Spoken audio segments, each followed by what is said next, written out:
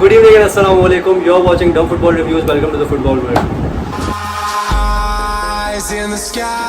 So today we'll be discussing Bayern dominance, and they have won their 8th consecutive Bundesliga title, and there are some exceptional stats. छोड़ दे भाई, बीवी का पीछा छोड़ दो. And we'll be discussing some record-breaking stats that they have done this year. So किस सही से स्टार्ट करोगे उमर इनकी परफॉर्मेंस के बारे में? Germany, I think it's one of the best I have ever seen. ना मैंने आज तक मेरे ख्याल से किसी लीग में दुनिया में मैंने कभी ऐसा नहीं देखा. ना मैंने इंग्लैंड में ऐसा देखा है, ना मैंने स्पेन में देखा है कि कोई भी टीम, इवन फ्रांस में भी इतनी लॉन्ग टर्म, सीरिए में है एक्चुअली जुवेंटस की, लेकिन उसकी वजूहात है कि उनकी किस तरीके से जो बड़ी टीम्स थी उनका डाउनफॉल आया उसके बाद जुवेंटस की. लेकिन बायर्न डोमिनेंस की वजह किसी दूसरी टीम का डाउनफॉल नहीं है, बल्कि इनकी अपनी जो एक ब्रिलियंट फुटबॉल है, जो जिस तरह ये लोग खेल रहे हैं, एक बहुत सारी चीज़ें जिस वीडियो में हम डिस्कस करने वाले हैं. वर्क्स एफिशिएंटली, ट्रांसफर से लेके टैक्टिक्स, मैनेजमेंट, डायरेक्टर्स, बिल्कुल. और the way they carry their management. Let's start with some stats of this season of their league. So coming to the stats, Umar किस तरीके से तुम टीम परफॉर्मेंस को कंक्लूड करोगे इनकी? अगर हम लीग टेबल देखें तो पहले तो अपने व्यूवर्स को बताना ये बहुत ज़रूरी है. बाकी लीग्स की तरह बुंडेसलीगा में हमारे पास 20 टीम्स नहीं खेलती ही, 18 टीम्स लीग खेलती.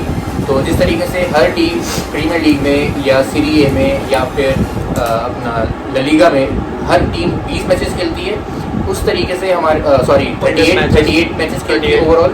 यहाँ पर 34 गेम्स खेले जाते हैं, यानी कि 4 गेम्स बाकी लीग्स के मुकाबले में कम होते हैं. That is an appreciation comparatively, क्योंकि उनके पास 4 गेम कम है, उसमें भी they have scored how much points? They have won 82 points in possible 38 matches, 34 matches I mentioned. Because they have 18 teams in Bundesliga, unlike all other leagues like जहाँ पे 20 होती है, जहाँ पे 20 टीम्स होती हैं, लाइक प्रीमियर लीग, सीरी ए और La Liga. तो इन्होंने 34 मैचेस में से 82 पॉइंट्स जीते. और कंसिडरिंग द फैक्ट कि ये लीग इन्होंने इतनी वन साइडेड जीती कि उनकी जो सेकंड टीम थी जिन्होंने सेकंड पे फिनिश किया, बीवीबी यानी कि बोरुसिया डॉर्टमुंड, उन्होंने 69 पॉइंट्स पे अपना सीज़न फिनिश किया, यानी कि 13 पॉइंट्स के एक बहुत बड़े मार्जिन से लीग जीती है इन्होंने. और सिर्फ यही नहीं, सिर्फ डोमिनेंस उनकी पॉइंट्स में ही नज़र नहीं आती, बल्कि इनकी डोमिनेंस गोल स्कोरिंग में भी नज़र आती है कि इन्होंने इस सीज़न जो गोल डिफरेंस था इनका वो 68 का था, यानी कि इन्होंने जो गोल्स कंसीड किए वो 32 थे. 100 goals this season, and which is one of the best in league. I repeat, 100 goals in 34 matches, not 38 like 34 matches. वही वाली बात है. बिल्कुल. And अभी इसमें भी सिर्फ लीग की बात कर रहे हैं, अभी इसमें सारे कॉम्पिटिशन इंक्लूडेड नहीं है. चलिए अगर मैं उनकी डोमिनेंस को थोड़ा वाइडर पर्सपेक्टिव से देखते हैं तो हाँ, यूसीएल की बात करें, डीएफबी पोकल की बात करें, तो they score 27 goals in UCL in just 7 games. They have played just 7 games, 6 in group. हाँ, लेकिन वहाँ पे थोड़ा उनके पास इजी था कि टीम्स उनका ग्रुप आसान था उनका. कमिंग टू द पॉइंट कि उन्होंने गोल्स गोल मारे, उन्होंने बहुत गोल स्कोरिंग. चले अगर अहमद का ये पॉइंट है कि उनको इजी टीम्स मिली, तो मैं उनको बताना चाहता हूँ 27 गोल्स में से 7 गोल उन्होंने स्पर्स के अगेंस्ट मारे. एक पिक्चर में वो भी एक पिक्चर में, एक लेग में. तो ये बात कहना बहुत नाजायज होगा इनके लिए कि ये लोग छोटी टीम से मारे, इन्होंने बड़ी टीम से भी बड़े गोल मारे. छोटी टीम है, पोशी टीमों के जाने के बाद doesn't matter. They played. They were the runner-up last season. Moving on to the two outstanding performers of the season, Lewandowski and Muller. Muller has broken KDB's record. जब KDB was playing for Wolves, he gave 20 assists of the season, which was a record. And this season Muller has given 21 against 22. Last match में भी शायद दिया है उसने 21 तक. We remember that he has broken the record for the assist. Whereas on the other end, Lewandowski had the best goal-scoring season of his career in the league, and overall league में he scored 34 goals, and overall he has scored 51 goals for Bayern Munich, and he is one of the most serious contenders for Ballon d'Or this year. दो title वैसे जीत चुके हैं. They might get the treble too. And now moving on to the managers, और जो भी उनका इस season transition हुआ मैनेजर्स के ऊपर. I just actually want to interfere here and want to appreciate KDB. के म्यूलर ने जो उनका रिकॉर्ड थोड़ा 21 असिस्ट करके इस सीज़न वो बायर्न म्यूनिख जैसी टीम में किया, और जबकि KDB ने वुल्फ्सबर्ग में 20 असिस्ट किए थे. तो and that season I guess they won DFB Pokal to winning titles. Okay, let's move on and discuss again one of the most dominant thing in this season about the managerial transition that happened during the season. So कोवाक इनका जो manager था, जो buyer Leverkusen से इन्होंने लिया था, he was very well, he did well with Bayer Leverkusen, they were top 4 playing for the Champions League, he did well for the team, तो he was deserving for this position. He had a decent run till the end of the season until the start of the 1920 season, where in the starting 13 matches, I guess, he lost 3 matches and drew 3 matches, which is not the standard of Bayern Munich, where Bayern Munich then sacked him and they appointed Hans-Dieter Flick as their new manager. Yes. And you know what? The new manager Flick just beaten the record of Pep Guardiola as the most wins, as he won the starting 26 starting games out of 29 games. Possible. Whereas Yes. Pep Guardiola had a record of 22 winning games out of 27. So just imagine, and coming to we are such talking about position, Pep Guardiola, yes, and he defeated his record. So or all coming praise to from him.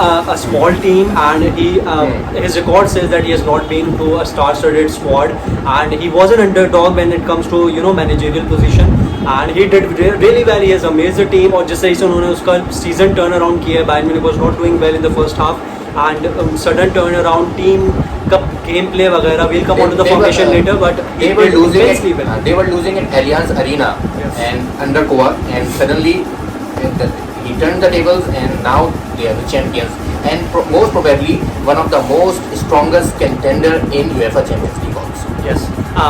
Considering कि अभी fixtures आ गए हैं, so the route to the final, they can easily go to that final match अगर वो अपनी इसी performance को लेके चलते हैं. And in fact they have a break जिस पे They वो have a huge break till the season UCL से starts पहले. in UCL, and not to mention that they already defeated Chelsea 3-0 at Stamford Bridge. So the next fixture is very easy. So they will gonna face Barcelona or Napoli in the last, which both of them are not in their prime form. So moving on to the gameplay and the tactics of Flick's squad. Okay, now let's talk about their formation. हमारे पास जो इनके manager हैं flake, उन्होंने इस season 2 formations खिलाई, एक 4-2-3-1 और एक 4-1-4-1, और डेफिनेटली दोनों फॉर्मेशंस ने रिजल्ट्स दिए. और कौन सी पोजीशंस पे कौन से प्लेयर्स खेले और क्या टैक्टिक्स थी, अहमद आप इस बारे में So बात करें.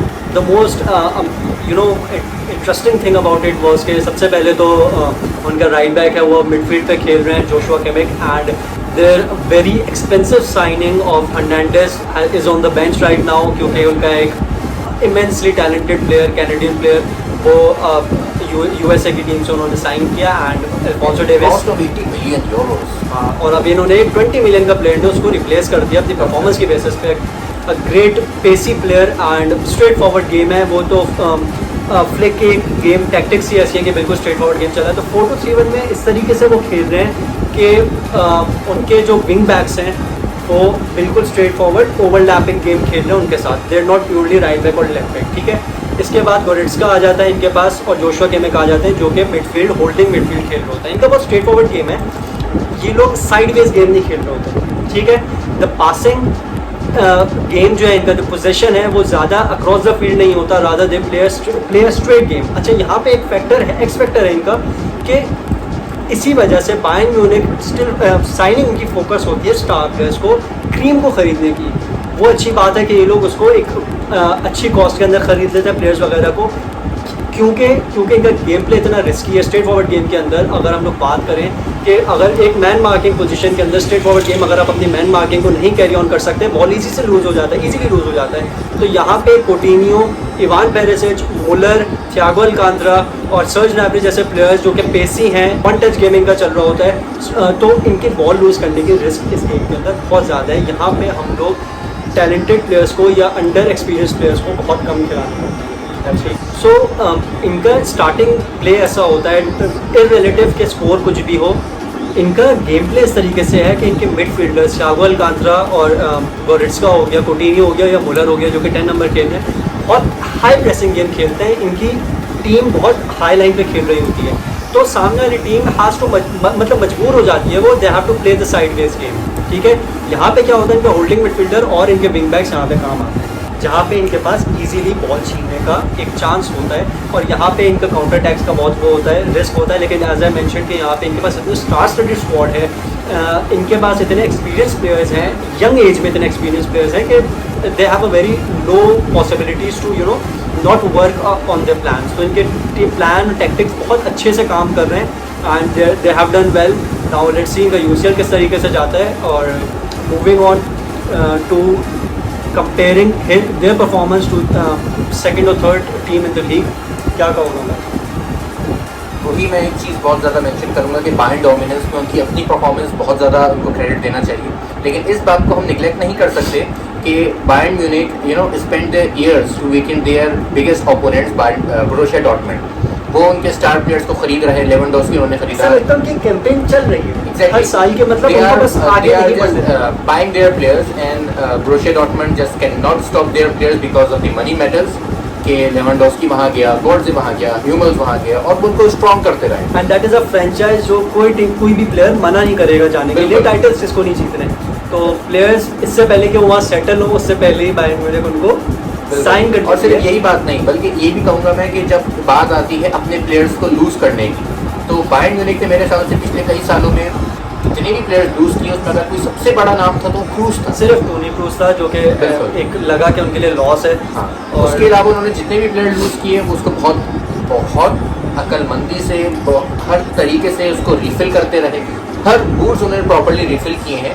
हाँ, आने वाले वक्तों में लेवेंडोव्स्की की रिप्लेसमेंट शायद उनके लिए मुश्किल हो, because he is a great goal scorer, he is so underrated just because he is playing in Bundesliga where he do not have any competition. That's why he's so underrated. Otherwise, if you see their stats in UCL, he's so impressive there. All the Zirkzee and आर्क जैसे youngster इनके players जो हैं उनको भी time मिला। ऐसा नहीं हम बोलेंगे कि हम लोग बिल्कुल ही, जब सीज़न हाथ में आ गया था तो they give chances to the young players, ठीक है। तो लेकिन फिर भी वही बात हम लोग कहेंगे, स्टार साइनिंग इनकी ज़रूरी है। तो लेवेंडोव्स्की की replacement they will do in a season और to. I think Werner could be the replacement of Lewandowski. Could Chelsea have just been bought. Yeah. The replacement जो कि अब चेल्सी ने As they used to buy the players of Bundesliga only. लेकिन strikers में they have enough options के वो They have signing enough कर सकते options हैं। in their In fact, team. ज़रूरी नहीं है छोटी टीम से खरीदे, बड़ी से बड़ी टीम पे भी जाना हाँ। उनके लिए मसला नहीं है। Exactly. तो लेट्स सी कि क्या उनकी साइनिंग होती है आगे की। And now let's do the prediction about their UCL chances. UCL chances and a couple of players that Leroy Sané के बारे में what do you have to say? Leroy Sané is just perfect. Sign him for 50 million. Perfect signing for them, as Pep Guardiola polished him so he played competitive league already and he proved him there. So I think playing in Bundesliga would be so easy for him. Obviously मतलब एक expected transfer था recently जब से rumours आए थे, क्योंकि Chelsea के ऊपर जो हालात चल रहे हैं अभी यूसीएल बैन के। आज सॉरी कल सिटी पे मंडे को कल डिसीजन भी हो जाएगा इसके ऊपर। प्लस उसका थोड़ा सा स्क्वाड 11 में उसकी जगह का थोड़ा प्रॉब्लम था and Guardiola in fact accepted it कि उसके लिए जगह बनाएंगे, but he is not a player to wait for his chance, he needs his time, he is in his prime form. तो उसको तो जाना था और कॉन्ट्रैक्ट की वजह से Bayern played an excellent job कि उसको इतने सस्ते में साइन किया है। Absolutely. 50 million is nothing for such a talented player, I guess. And as we And see, he'll get a as we return. see, we never saw Bayern Munich doing big spendings. We never saw them purchasing of 100 millions or 110 millions like Barcelona or Real Madrid. We didn't. इस पे एक अच्छी चीज़ है कि वो अपने इलाकाई market से बाहर नहीं निकले। Exactly. कह सकते ये हैं एक उन्होंने बहुत अच्छी गॉरिट्स चीज़ का उठाया, अपनी लीग से उठाया, बिल्कुल। उन्होंने लेवेंडोव्स्की उठाया, अपनी लीग से उठाया, हुमल्स उठाया, अपनी लीग से उठाया। बहुत कम उनकी out of the Bundesliga signing उनकी कम होती है कंपैरेटिवली। तो उनके पास ज़्यादातर इसलिए फर्स्ट लेवल में हैवी जर्मन प्लेयर्स, Absolutely. क्योंकि हमने नोट किया था। This is the biggest element for their dominance. तो इसके अलावा लोन पे कोटिन्यो है, ठीक है। मुलर की भी रिप्लेसमेंट की ज़रूरत पड़ सकती है। Definitely in 2-3 years. ठीक है। उसके बाद अल्फोंसो डेविस और लुकास हर्नांडेज इनकी रिसेंट साइनिंग्स थी और लोन पे इन्होंने इवान पेरिसिच भी लिया था। तो अभी इवान पेरिसिच भी जाएगा वापस, कोटिन्यो भी जाएगा। I don't think कोटिन्यो will extend his loan, team को ज़रूरत भी नहीं है मेरे ख्याल से, क्योंकि उसको इतना प्ले टाइम ही नहीं मिला।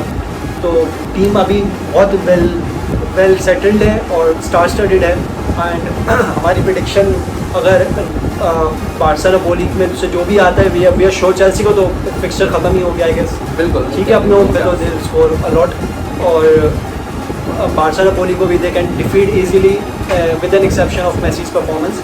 और उसके बाद अगली टीम कौन सी आएगी उनके पास? जुवेंटस आएगी। जुवेंटस या जो भी जीतेगा जुवेंटस और उसमें से सिटी या मैड्रिड में से जो भी जीतेगा, कंसीडरिंग कि अगर जुवेंटस ओलंपियाकोस के लियोन के खिलाफ अगर कमबैक कर लेता है तो they have a tough star studded fixtures.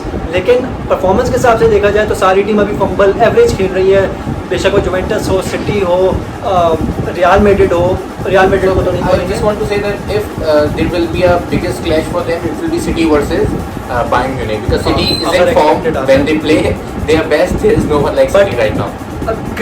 a great potential और बहुत ही entertaining final होगा if PSG Bayern Munich plays।